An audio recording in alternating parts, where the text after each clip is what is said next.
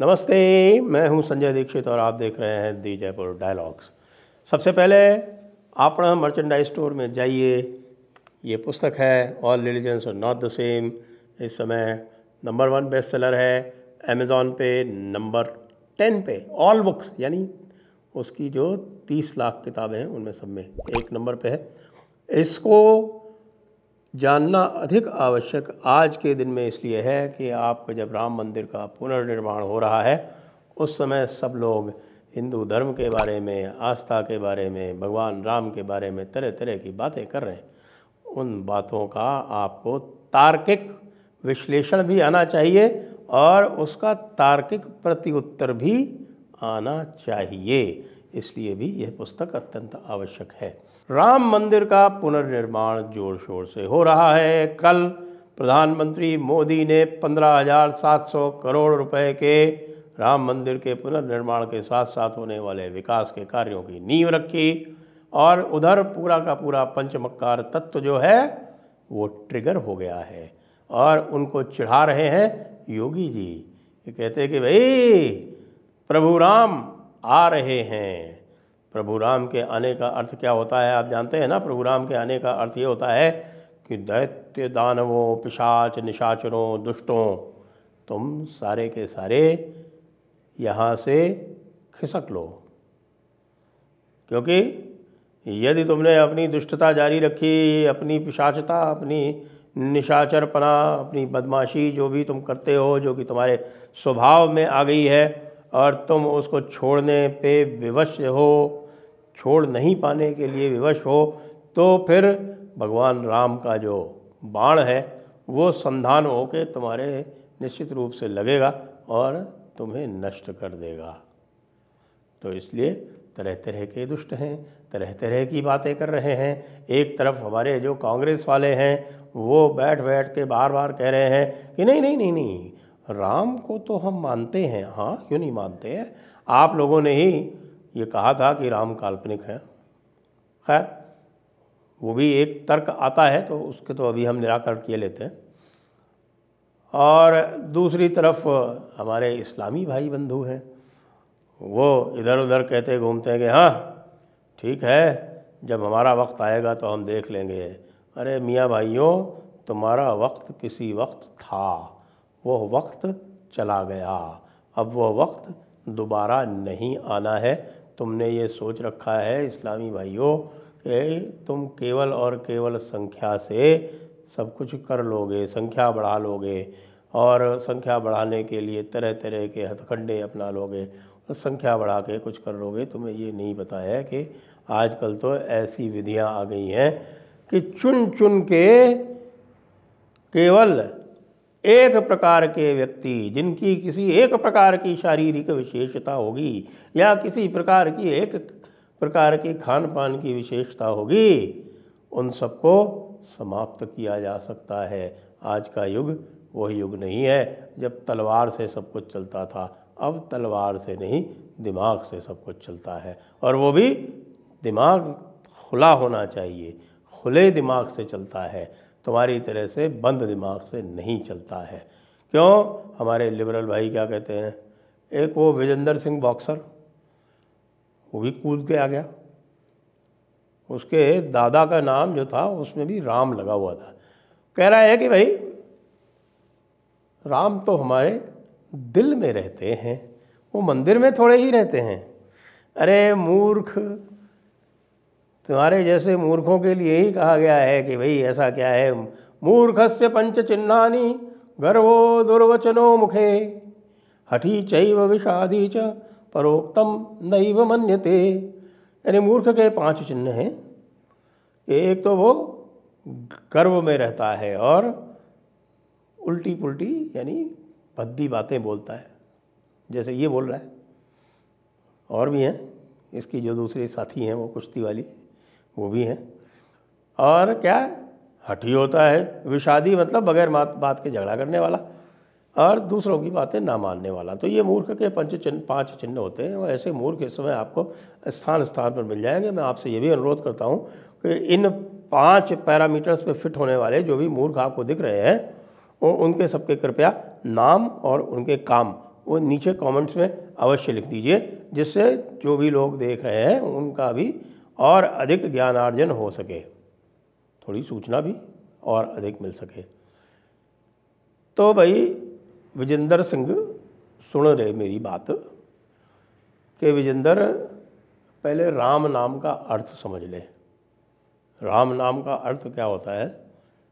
राम वो हैं जो घट घट में रमते हैं, जो ब्रह्मांड के प्रत्येक कोने में जो रमते हैं उनको कहते हैं राम। रमन्ते इति रामः। और जिनमें मुनि और ऋषि और मनीषी और विद्वान योगी जिनमें रमते हैं वो ही राम है। तो राम ब्रह्मांड के हर कोने में रमते हैं और उनमें जो है जो अपनी मनुष्य योनि का उपयोग करते हुए जो एक उदात्त स्थिति, उच्च स्थिति पे पहुंच गए हैं, वो भगवान राम में रमते हैं। है ना, एक पुराना आपने गीत सुना होगा कि राम नाम सोई जानिए, राम नाम सोई जानिए, जो रमता सकल जहान। घट घट में जो रम रहे वही राम पहचान।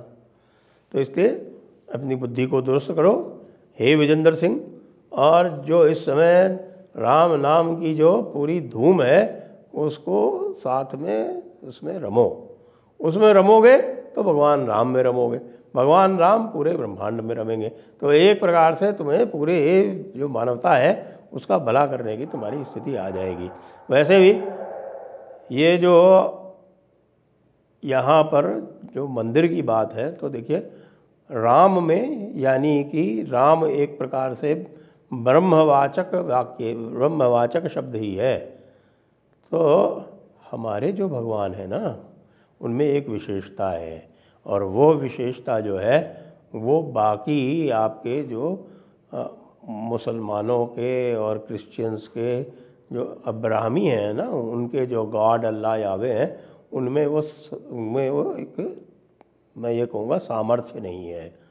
अब सामर्थ्य उनमें स्वयं नहीं है या उनके अनुयायियों ने उनको इस प्रकार से बनाया है कि उनमें सामर्थ्य नहीं है। क्योंकि हमारे यहाँ तो आपको पता है कि खुली पद्धति है, तो नासदीय सूक्त तो पढ़ लीजिए, उसमें तो खुला ये विचार किया गया है कि भाई भगवान थे या नहीं थे, हैं या नहीं है, इत्यादि इत्यादि, खुला एक बिल्कुल वहाँ पर विचार है, वर्णन है। लेकिन वहाँ तो स्पष्ट कहा गया है कि साहब कि अल्लाह तो अपने एक जो उसकी जन्नत है या उसका हेवन है वहीं रहता है, वहीं से अलग एक क्रिएशन करता है, वो इसमें नहीं आ सकता। पार्टीशन है, हिजाब है, शब्द हिजाब उपयोग आया भाई कुरान में कि अल्लाह और उसके बंदों के बीच में हिजाब है। तो भाई अल्लाह में सामर्थ्य नहीं है कि वो बंदों में आ सके, वो मूर्ति में आ सके, वो मंदिर में आ सके। इसी तरह से गॉड में भी नहीं है। तो मंदिर में तो भाई राम ही आ सकते हैं, मंदिर में तो भाई भगवान ही आ सकते हैं, मंदिर में तो भाई देवता ही आ सकते हैं। क्वांटम मैकेनिक्स पढ़ लो, उसमें साफ साफ लिखा हुआ है कि भाई जो कुछ भी है वो ऑब्जर्वर सेंट्रिक है। यानी जो भक्त है ना उसके सापेक्ष है। अगुन ही सगुन ही नहीं कछु भेदा, गावहीं मुनि पुराण बुध वेदा। ये गोस्वामी तुलसीदास जी कह रहे हैं, अगुन ही सगुन ही नहीं कछु भेदा, अगुन और सगुन में कोई भेद नहीं है, ऐसा गावहीं मुनि पुराण बुध वेदा। कि मुनि, पुराण, बुद्धिमान लोग और वेद ये सब इस तरह से कह रहे हैं। अगुन ही सगुन ही नहीं कछु भेदा, गावहीं मुनि पुराण बुध वेदा। अगुण अरूप अलेख, अगुण अरूप अलेख जो सगुन प्रेम बस भगत, भगत प्रेम बस सगुन सोई। अगुण अरूप अगुण जो होई भगत प्रेम बस सगुन सोई। यानी जो अगुण है, बिना रूप के है, निर्गुण है, वो भगत के प्रेम से सगुण हो जाता है। ये वो स्वामी तुलसीदास जी कह गए। इसी तरह से भगवान राम के लिए भी कहें, अगुण अलेप अमान एक रस राम सगुण भय भगत प्रेम बस। तो इसलिए विजेंद्र सिंह, ये अगुण और सगुण का तुमको यदि निर्णय भी करना है और कुछ सोचना है, समझना है, तो अभी मैंने आरंभ में वो पुस्तक दिखाई थी ना, उसमें सगुण और निर्गुण पे एक पूरा चैप्टर है, वो भी पढ़ लेना, उससे तुम्हारे समझ में आ जाएगा।